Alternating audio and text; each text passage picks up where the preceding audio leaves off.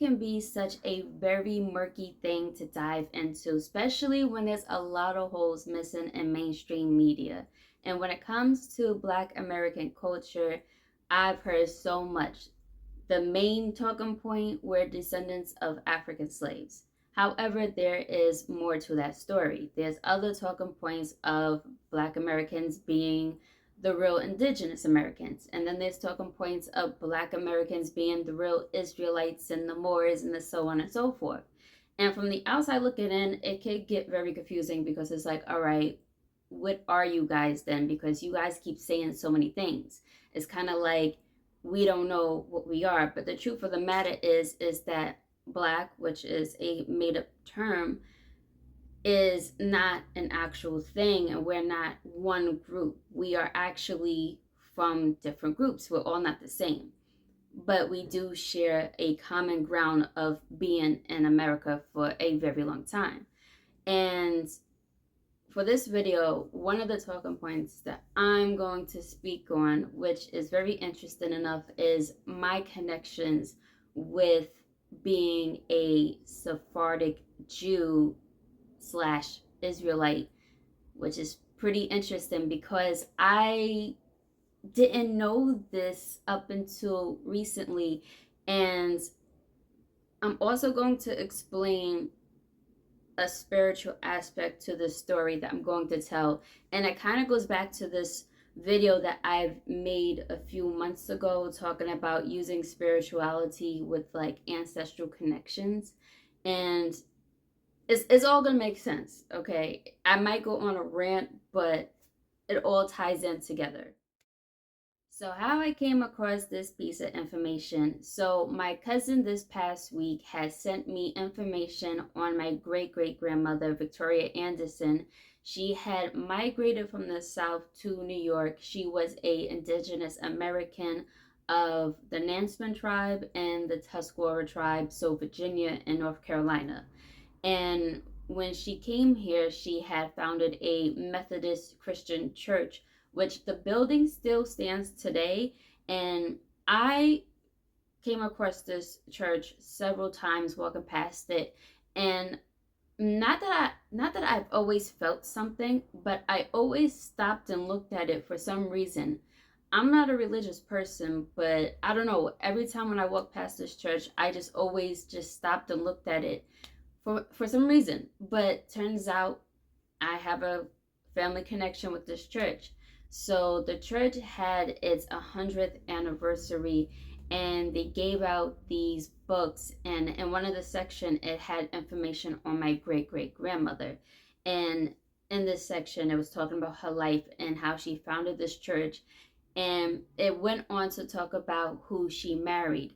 Now, this is where the Sephardic Jew ancestry comes in. So, on this particular side of the family, I have this is my mother's father's side of the family. So, on my mother's father's side of the family, so my grandfather, his father he came from Barbados. Okay, it's a while back. So they are from Barbados, and one of the brothers named Arthur, he had came to New York. He was in the British Navy, and when he came to New York, he met Victoria, fell in love, and they got engaged.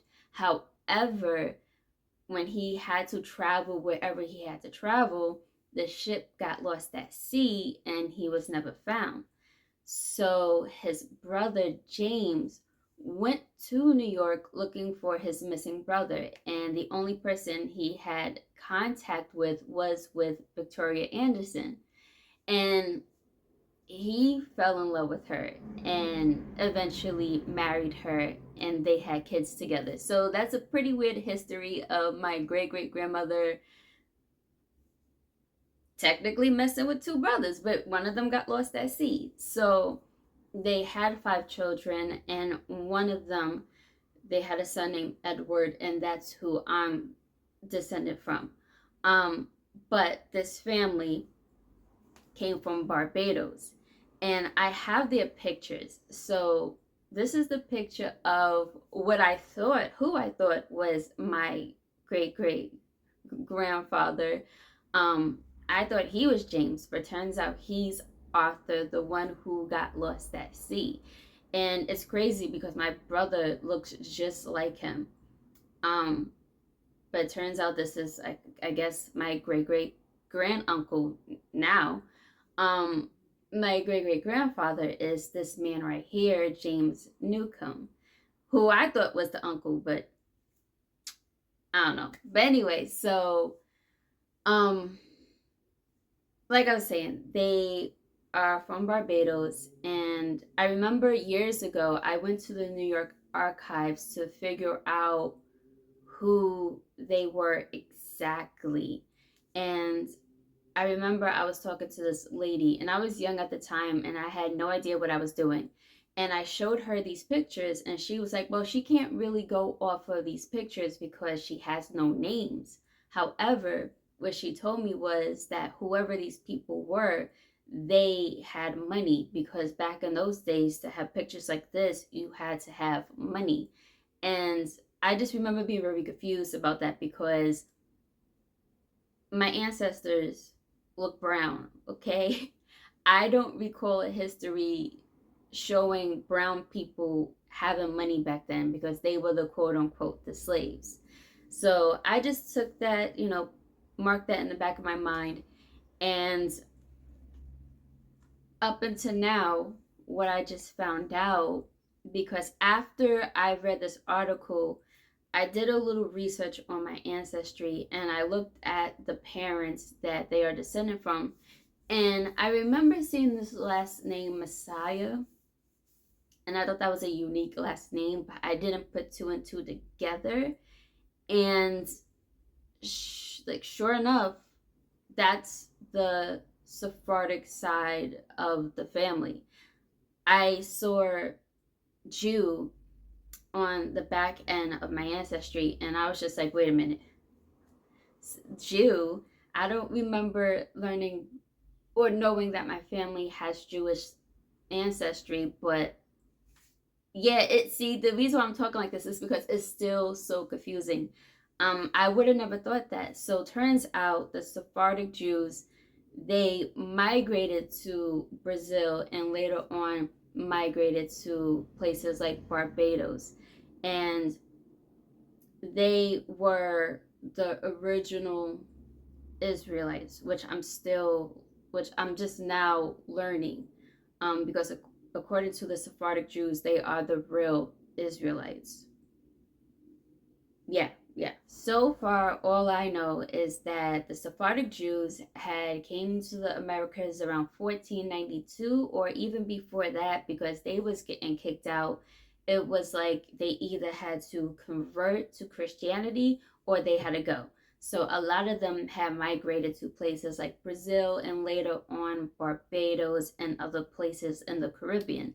And it's pretty interesting because my family on the Sephardic Jewish side, they are all brown skin.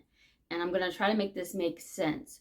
So when you see Jewish people in mainstream media, all you see is white skinned Jews.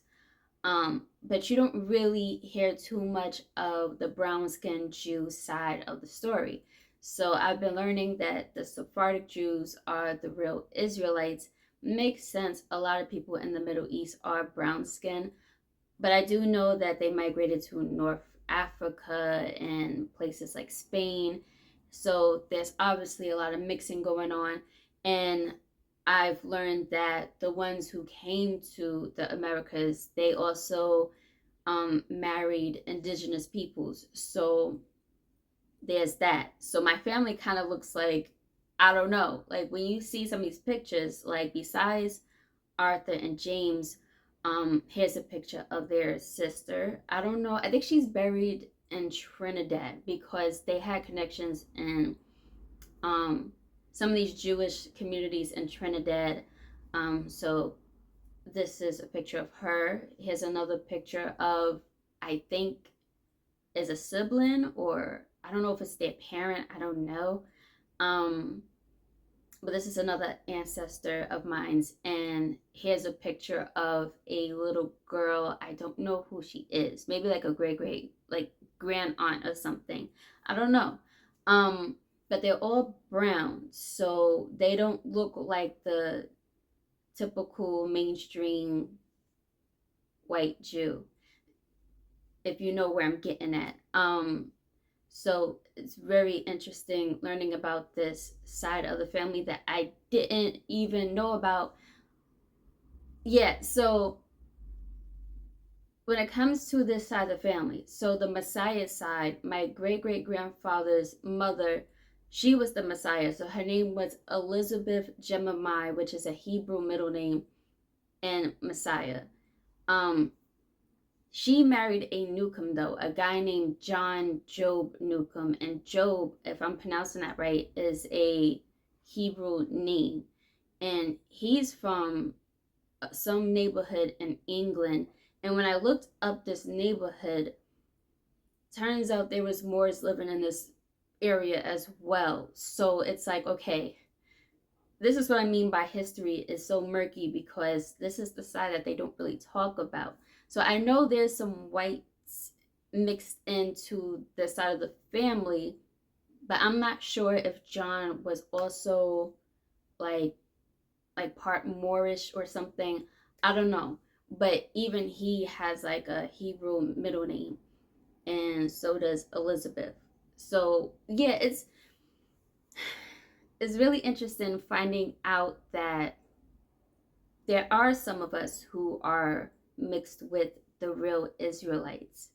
Um, but there are some of us who are not. And this is where things can get confusing, because you hear all these talking points of where the real this, where the real that. And it's kind of like some of us are and some of us aren't, if that makes sense. So if you're someone who is trying to find your Israelite side of the family, your Jewish side of the family, maybe you've been told that, or maybe you're curious, I don't know. What has helped me is the last name helped a lot, the Messiah last name, because turns out a lot of the Jews all married each other. They didn't really step outside of their culture. There was a few that had married slaves. Um, then there was others who intermingled with the indigenous people, but most of the Jewish population had all married each other. So for me, it's very easy to find my other Jewish ancestry, because the Messiahs had married other Jews in this particular community of Bridgetown in Barbados. So once you find one last name, it's easy to find the other last names since they all married each other. So where my family is from in Bridgetown, Barbados, there were other messiahs there. And then what helped too is that the synagogue is still standing, which was like built in 1654. And I was able to find some documents of their baptism, and it's pretty cool. Their mikvah still exists. They had did some type of construction back in like 2008, building a museum, and they found this mikvah underground with like a natural spring. So all of that information still stands today, and I was able to find some documents of like their baptism and certain things. So a lot of them had have records of that. And of course, they married other Jewish people. So once you find one last name, it's easy to find the others since they all basically married each other. Um, so it's not much of a hard find, but if you are not familiar with the last names, like when I saw Messiah, I saw that last name in the beginning of my research. And I always thought that was a unique name, but I didn't put two and two together up until when I saw this article. And another thing that has happened. So it's so funny. Okay, I gotta tell the story. So this is where the spiritual aspect comes in. A few months ago, I had spoken about using spiritual gifts to find your ancestry. And I don't know if you are into like spiritual stuff. Maybe you might be a religious person or atheist, but I'm a spiritual person. And I find that I have all of my family research has a lot to do with my spiritual like intuition with certain things. For those who don't know, I'm enrolled in a Tuscarora tribe in North Carolina, and how I came across that was it was due to a lot of intuition that I had. Long story short, but I've spoken about that in my other videos. So for this Sephardic Jew ancestry, it's so interesting how this is all being unfolded now, because I had written a book. I had written a darker version of a Cinderella story, and I'm writing a part two. So in this book, the prince, the king, and all that, they are of Moorish descent. And I don't know what made me decide to put that into the story, but it's in the story. Um, I didn't really go deep into that in the first book, but the second book that I'm editing right now, I've put more information of their backstory. Even though it's a fictional story, I had added things about them being from like the Middle East, and they're traveling to North Africa and Spain and so on and so forth. And I've even spoken to like Middle Eastern people um, that just moved here not too long ago. And I've been asking them questions about the history, like before the Muslim and the Christianity, like what was the history like before all of that. And it's so interesting because this one particular person that I was speaking to, they, the whole time I was talking to them, they had a feeling that I was like part like Middle Eastern. One, because of my actual name, and two, I think because of how I look. But I never told them that I have any like Middle Eastern ancestry. But it has showed up in like my ancient DNA on Genome Link, if I'm still pronouncing that right. But so I have written all of this into my book, and fast forward like a few months back, I gave myself like an alter ego name. You know, a lot of artists, they do that. They give themselves like an alter ego name. And I came across this name that was actually Hebrew, and I took on the name, and I've been calling myself this for like the past few months. And only like a few people um in my life I've told them about this name. And I feel like that siren is distracting me. I feel like when it comes to names, like when you give yourself a particular name, um, things start to open up. Names are pretty much powerful. So it's so interesting, like around this time of me editing my book and me calling myself by this particular name, I start receiving this information about my family.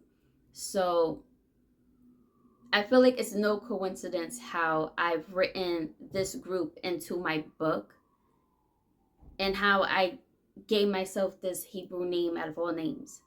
Um, so yeah, it's very interesting. Basically, what I'm trying to say is be careful what you name yourself, because words are powerful, and things may just open up for you for the better or for the worse. And in my case, it was for the better, because I'm very shocked of all of the stuff that I'm finding out. And this is all of the information that I have so far. But the more I learn about this real Israelite connections, the more I'll make videos on this. But this is all I know so far. Oh, another thing. Um, I do know the last name Messiah is also found in places like Guyana, St. Vincent, and like Trinidad. Um, And besides from just that last name, other Sephardic Jews had traveled to places like Mexico and like the Dominican Republic. So the Sephardic Jews was everywhere out here. But, you know, they married like within their rank, their wealth, their cliques, whatever. Um, so that's all I have so far. Another thing too, my great grandmother Elizabeth Messiah, she was described as a Honduran woman, and turns out that's another indication of being like a Sephardic Jew because of that Spanish connection.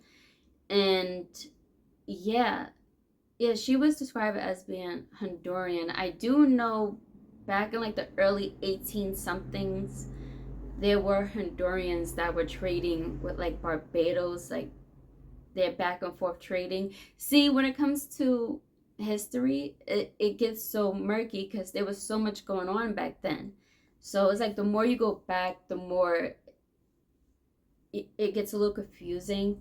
Um, so yeah, I don't know, but the more I learn about this, the more I'm gonna put out videos and be more clear with this information. But for now, this is all I have, so I hope it helped.